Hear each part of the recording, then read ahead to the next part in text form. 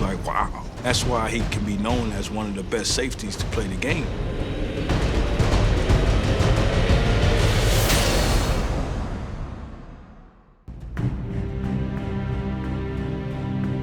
Sean Michael Taylor was born to Donna Jr. and Pete Taylor, who parted ways before his birth. For the first 10 years of his life, he lived in the Miami area with his mother, great-grandmother, and half-siblings Monica, Jamal, and Sasha. That relationship he had with my mother can't compare with anyone else. I think he was more so a protector, and that started from being younger. He felt like he was the man of the house all the time. I think when he had to go stay with his dad, that really hurt him because he would be away from her. Taylor still felt responsible to be the man of the house for his mother. He planned to reunite and protect her children. He was like, Auntie, I'm gonna play football and I'm gonna make money. He really wanted everyone to be together. He wanted his mom and his sisters and brothers to be back together. And I think that was his focus that drove him. Taylor started running back in safety for Miami's Gulliver Prep. His desire and gifts were honed by his father, who put him through a rigorous daily training regimen. Workouts could happen anytime, anywhere. I just remember stories of Sean telling me about how they used to run on the highways. I'm like, what do you mean? Like with cars going by? He was like, yeah, man, just out there running in nighttime, morning time, before school, after school, like just running.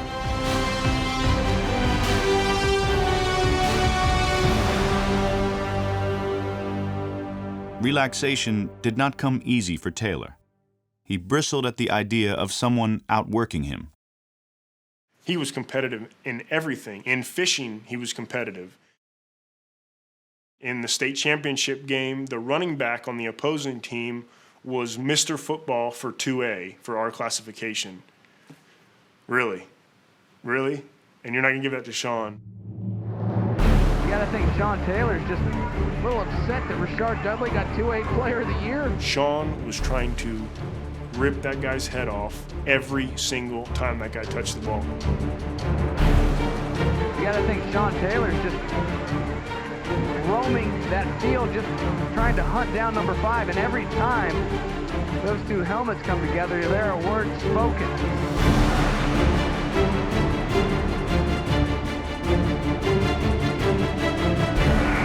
Sean Taylor nails Rashard Dudley.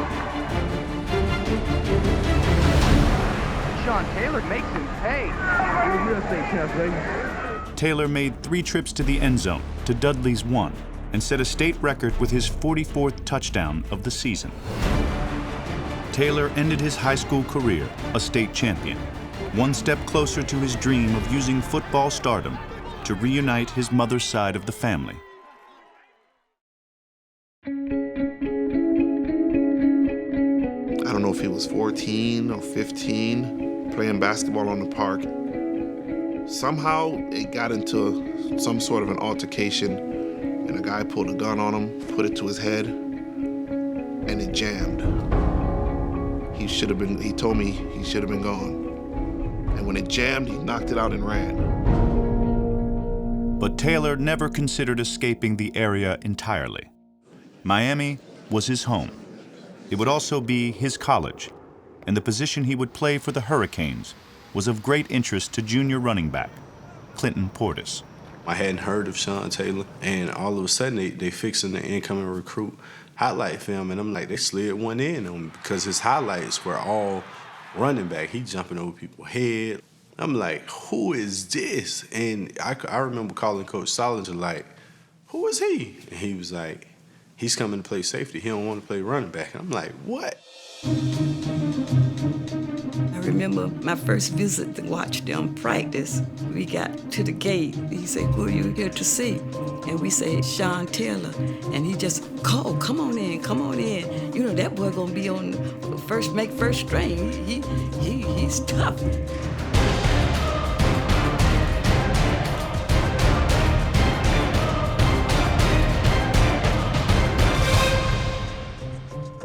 first saw him, I was like, wow, you know, a beast. You didn't have to touch that kid, man. He knew how to play the game. He's a man amongst boys. He's running interceptions back. He's running punts back. He was doing so much. Number 26 shows you why he's the #1 safety in the country. Definitely one of my favorite plays was against Florida State. PK Sam caught a pass. He just like knocked him flat on his ass. Made him do like a 360. At Miami, Taylor also started dating Jackie Garcia, who he had a crush on since high school. We had like science or something together, so I guess he went home that night. I met this girl at school. I like her, but I need to learn Spanish because she's Cuban. But he said, I don't want to learn Spanish. He started coming home speaking in Spanish, want them talk to him in Spanish so he can be able to communicate. So. Was he able to pull it off? A little bit. His junior season, Taylor intercepted 10 passes to lead the nation. He returned 3 for touchdowns. It's just like tackle after tackle, interception after interception. He just went from like here and he just blew up. After just 3 years at Miami, Taylor declared for the draft, drawing the attention of a former teammate, now in Washington. I remember, you know, telling Coach Gibbs and Greg Williams, like, we need to draft SeanTaylor. And he would call on the phone, and he'd go, Sean. He'd go like that. That's why he didn't hang up. I'm SeanTaylor, University of Miami, the hardest hitter in the draft. The hardest hitter in the draft chose not to attend it. Taylor stayed in Florida to celebrate with his family. He was actually living his dream. He slept his entire life on an NFL pillow until the day he got drafted. And I still have it. I was like, wow, he really did this. He was sitting there and he would talk to us and say, you know, life is gonna change and, you know, things are gonna be better. And, you know, just it was never about himself. It was always about everybody else, which made it even more. Excuse me. With the 5th pick in the 2004 NFL Draft, the Washington Redskins select SeanTaylor, safety, University of Miami. He was very proud. He was proud that he was going to be able to take care of us. There was only 4 of us drafted in 2004 from the Redskins, Sean and I, and then 2 offensive linemen. We went to the rookie symposium together, and I remember Sean asking me in the room, what is this? I said, well, it's 3 days. They teach you how to be an NFL football player. You go through all kinds of stuff. And he said, oh, I'm not doing this. I said, what are you talking about? He said, I'm going back to Miami. He kind of charted his own path in life. You were going to have to earn your way with him. He wasn't going to be somebody that just came in and immediately would be friends with you or, as a coach, you know, have a close relationship with you and be willing to do whatever you want him to do. He's his own man. Sean had great instincts of people, and that Sean did not have the ability to really turn the cheek much in his life on anything, and that he wanted you to be honest with him at all times, and one dishonest comment, one thing from body language, he was great with that too, would turn him off. SeanTaylor soured quickly on the media, thanks to a teammate's prank. I remember LeVar Arrington coming from behind and hitting him with a shaving cream pie. And what happened? Rookie! Yeah! The menthol shaving cream pie burned Taylor's eyes, as well as bridges with the local press. I really felt like that was it. Oh, man. He's like, who are you guys to laugh at me? From that moment, the media could only be a detriment.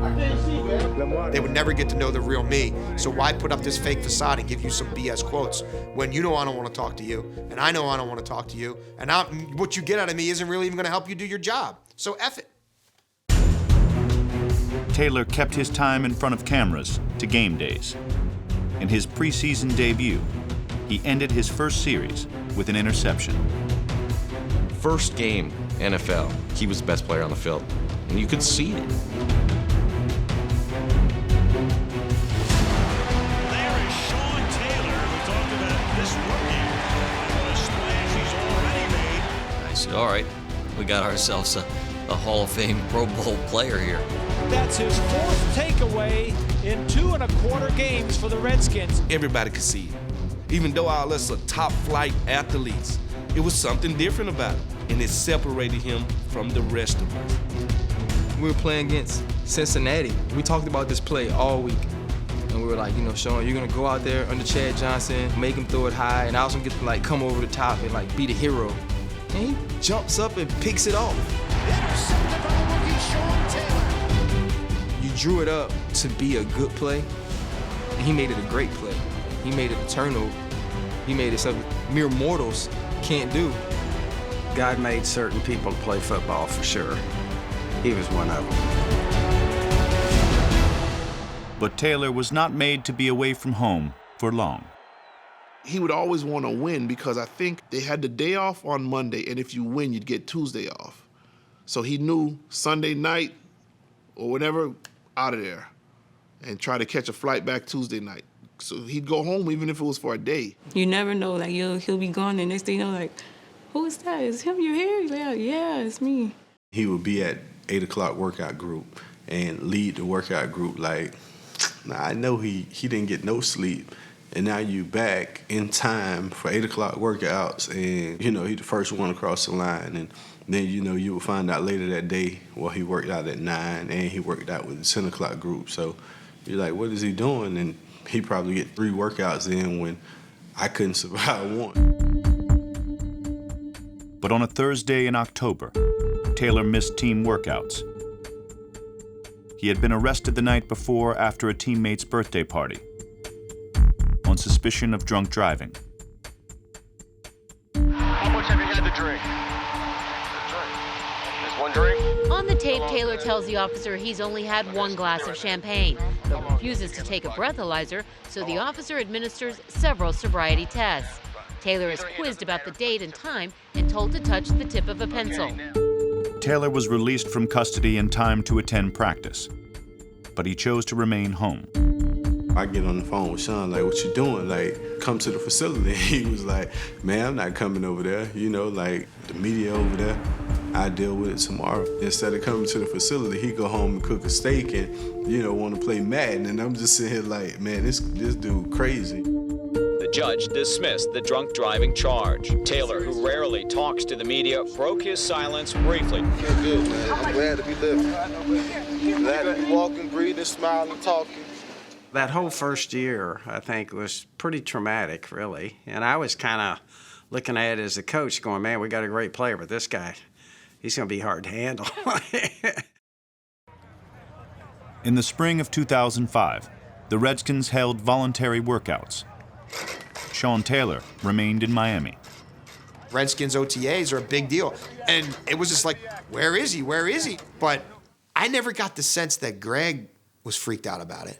We had little bitty safeguards going on where we were checking in with each other. No one else knew. I could trust him. He could trust me. He was spending time with his grandmother. While in Miami, news broke that Taylor was involved in an assault concerning 2 ATVs that were stolen from him.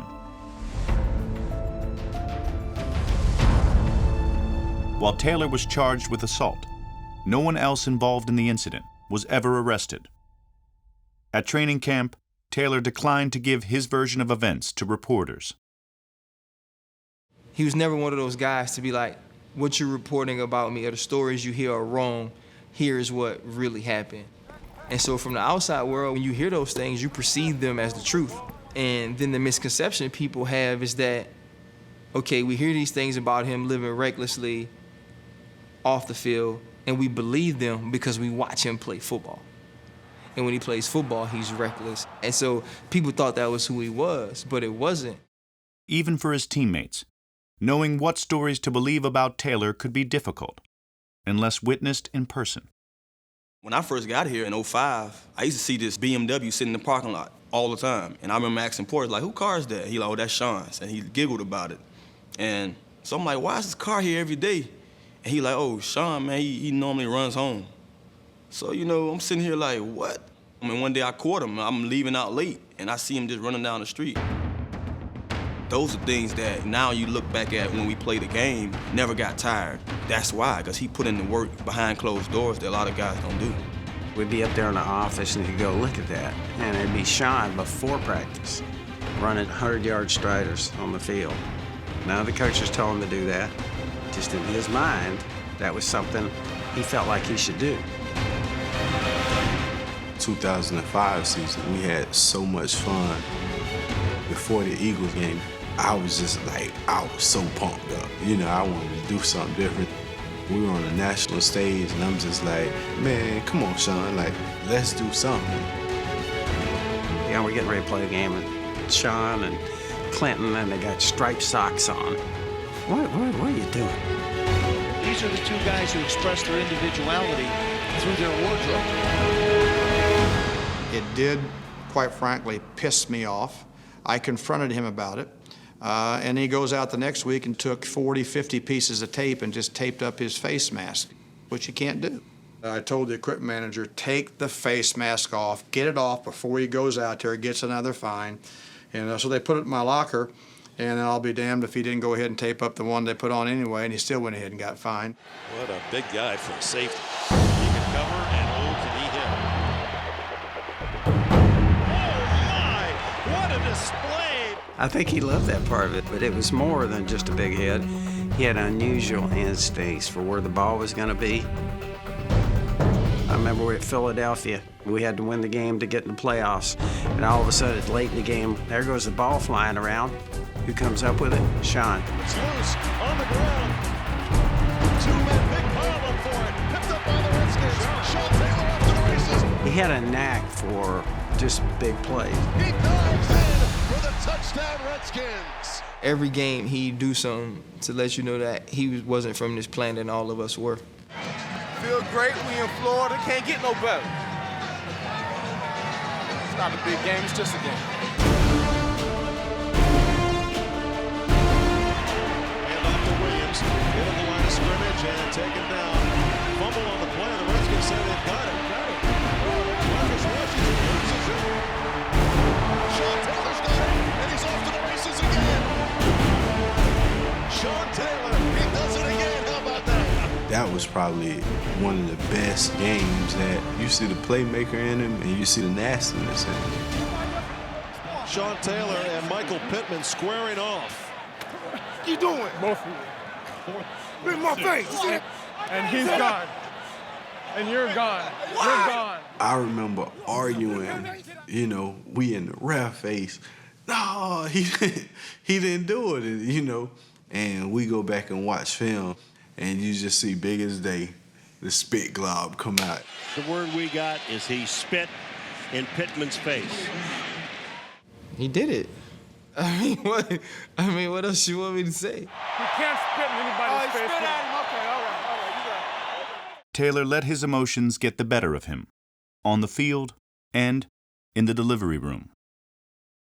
Sean yells out, I want everybody out. Everybody out. Sean, what are you talking about? I want everybody out. So he pushes everybody at the door. Like, man, what's wrong with Sean? Small. Little baby. She'll grow. Yeah, she will. He was very, very protective of her. Didn't want you to touch her, kiss her. You had to have blankets on. I used to tell him, boy, I have about 2 children. Get out my face. There we go. Come on, a nice print for Daddy and Mommy. Come on. He had told me that he was going to put the fingerprints of the baby on his shirt. How does that ink print stuff come off? So I said, hey, did you put the fingerprints of the baby on his chest? He lifts up the shirt, and there's 2 fingerprints on his chest. This is your official I'm a dad bracelet. Your daddy's birthday. Congratulations. Thank you, Alice. Your feet. That was a proud moment because he was happy, and he was able to walk away and say, I have something to do now. I have to take care of this kid, and I have a reason to do what's right. That's what I'm talking about. After that, he grew up. A lot of things that he did in his younger years, he cut out. Like going out, you know, hanging with certain people and doing certain things. After that event, he just stuck to his family, his daughter, and football. It changed. That thing clicked. And the little thing that he and I had from a family standpoint, his grandmother's standpoint, and now all of a sudden being a father, those things kind of clicked into him, and we all started to see a little bit calmer Sean outside the white lines. Between the white lines, Taylor was thriving. It's a jump ball. John Taylor there. He makes the interception. Sean Taylor, the interception. In 2006, he earned his first trip to the Pro Bowl and delivered the hit heard round the world.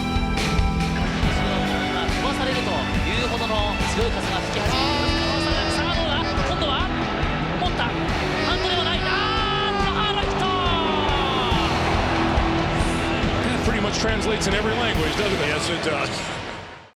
He wanted to buy a house that everyone can kind of come together, you know, all his siblings. Our friend from high school was his realtor, and when he walked into the house, he stood in the kitchen. He's like, I can just picture myself and like all my family in front of me and me cooking for them. So it's like the family house. Everybody can come there and feel comfortable. Whenever I was around all of them, it just made me feel whole. By 2007, Sean Taylor had accomplished his goal of using football to reunite his mother's side of the family. After the birth of baby Jackie, he considered moving to Virginia full-time with his fiancée and daughter.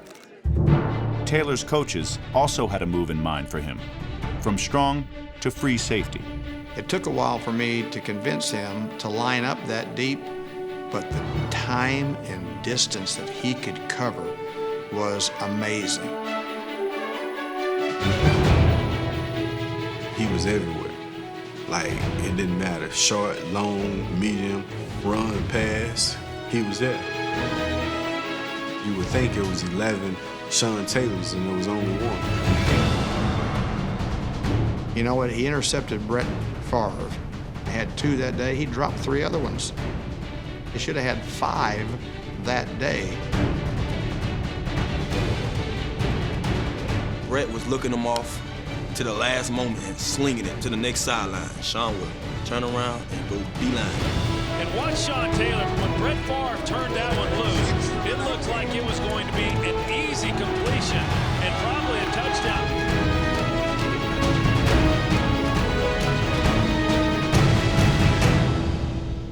We weren't even halfway through the year. He had 5 interceptions already.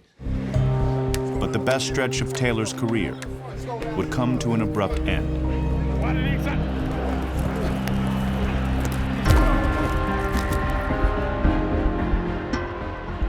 Sean Taylor limping off the field. He's got something going on. He's not healthy at this stage of the season right now. The same day as his injury, Taylor's mother reported an attempted burglary at the family's Miami home. I was in the training room. He was in the training room. He's like, hey, somebody tried to break into my house. And I'm like, dang, you know? And he's like, man, they lucky I wasn't there. And he's like, man, my kid and my girl be there, man. I don't want them, somebody's doing this to me. Sean Taylor's home has been broken into. Someone pried open a window, rifled through his drawers, and tried to get into his safe in his bedroom. We weren't allowed to go back to the house. I mean, if somebody breaks into your house, you don't know what happened. It's almost like your privacy's been invaded, so I think the best thing to do is not go back. While his teammates traveled to Tampa, an injured Taylor flew to Miami to check on his home and family. We woke up that day and we went on a bike ride, and then that night we all went back and I cooked, and we spoke about that we were gonna, move to Virginia and we were gonna start he called it our niche there, and it was like the sense of peace inside of him, it was just I remember going to sleep that night and being like, God, if it could just be like this every day, wow, my life is gonna be amazing. Some jolting news off the field on Monday. Redskins safety SeanTaylor in critical condition after he was shot in his Florida home early Monday morning. Police officers were dispatched to Taylor's Miami area home at 1:45 a.m. and Taylor was later airlifted to a local hospital. The first thing I was thinking is, where is he? Why would he be shot? He's not even supposed to be here. Like, I didn't even know he was in town because he really didn't tell too much of us that he was coming that weekend. He was home with his girlfriend, Jackie Garcia, and their 18-month-old daughter. They heard noise in the living room, were awakened, got up. Sean locked the bedroom door, went under his bed for a small machete that he keeps under there. By the time he got to the bedroom door, it was burst open, and 2 shots were fired. One hit him in the upper leg, and one hit the wall. He was bleeding profusely from the leg. Apparently, his femoral artery was hit, and he was bleeding out. I went inside the room. He was laying there. They had some machines hooked up. I was holding his hand. I was talking to him. You know, just say, hey, it's gonna be okay. Just you got to fight. I say, regardless of what you understand, it's gonna be a struggle. You have to fight. You know, you remember hard work. You know, you got to push through this. After a day-long stream of grave news, a glimmer of hope came Monday night from the bedside vigil for SeanTaylor. The doctor asked him to move his eyes. He responded, and he also asked him to squeeze his hands, and he responded. Although, you know, there were reports saying that, you know, he was doing better, it didn't look good at all. They were giving him a blood transfusion, and around the bed they had like sheets, and as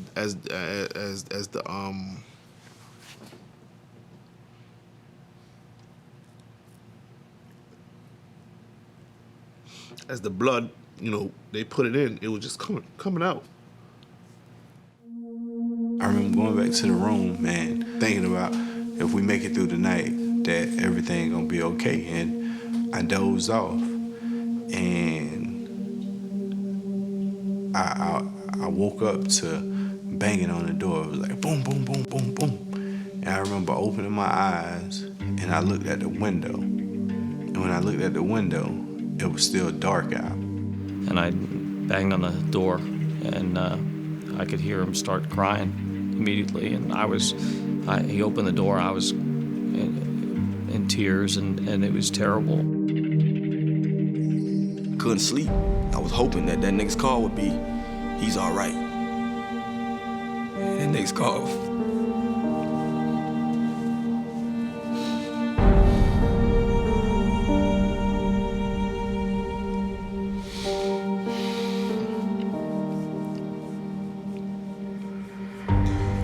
call was the worst call I probably had in my life today.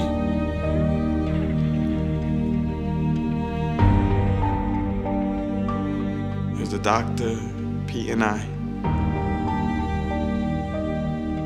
He said if the bullet would have went in 1/8 of an inch, up, down, left, or right, there would be no more in the flesh wound. And then he said Sean was dead when he got here. And he said that he never seen a man fight for his life as hard as he did.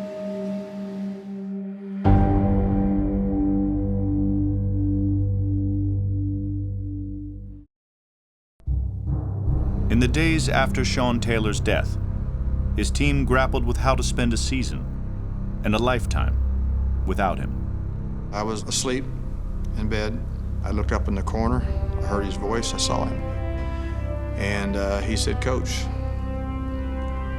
that play's over. Let's get on to the next one." Before we got ready to play that Sunday game, we said, hey, nobody in this room will ever be able to substitute or replace him as a player.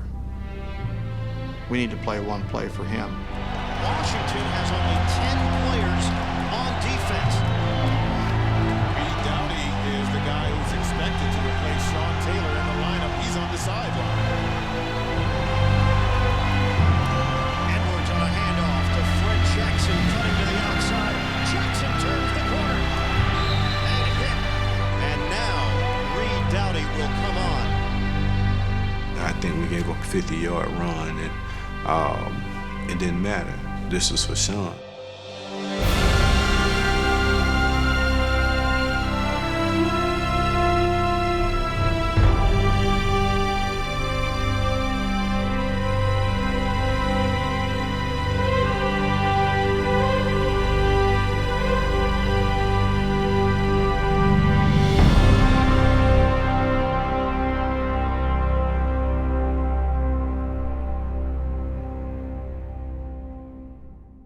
There were assumptions made about how he brought this on himself. Just weeks before, there had been a birthday party at Taylor's house for his sister, and it was her friends from Fort Myers who had come to clean the pool deck.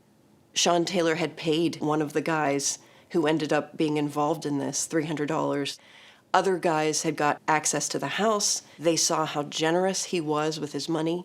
He gave bags of money to his sister and brother in front of his friends.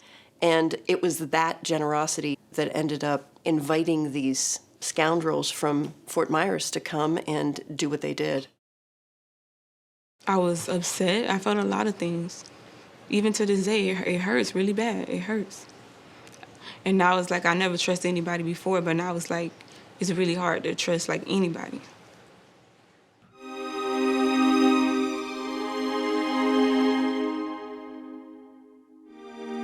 What should SeanTaylor's legacy look like? In life, he never gave the outside world a full picture of the man he was. Is it even possible to capture his memory in one image? There's not a day I take that jersey off of a hanger and I don't think about it. People ask me, why am I wearing number 21 to practice? Every day I wear it, it sparks up a conversation about him. For as long as I play, that's what I care about. It's not a single day that go by that you can't come up with a memory of Sean and put you in a better mood. Sean's always with me. He's looking over my shoulder at all times to make sure everything is right. So I put that crystal monument behind me that he has my back. I'm coaching my 10-year-old grandson. I put him playing corner, and he goes, I don't want to play corner. And I went, Ty, I says, what do you want to play? And he goes, I want to play safety. I'm SeanTaylor. He goes like that. One day I was at the Dade County Youth Fair down in Miami, and this little kid walked by. Me and my friend Bo, we looked and like, a mouse dropped. It was Sean. Who comes 10 feet behind him? Pedro. Oh yeah, that's Sean's brother. There's a greatness in every one of us. It's always good to see Gabriel looking up to someone that did the work, that you can follow. To me and to like his daughter, like he was a living hero. He left himself in her. He was such an amazing person outside of his career that a lot of people didn't get to see. He would have been an amazing father.